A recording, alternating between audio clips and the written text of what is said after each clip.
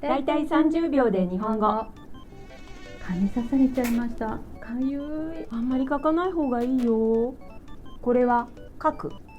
書くにはいろいろな意味があるよね。字を書く、絵を描く、他にはこれいびきをかく。よく寝た。汗かいちゃった。汗をかくもあるね。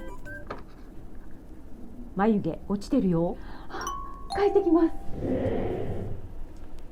次回もお楽しみに。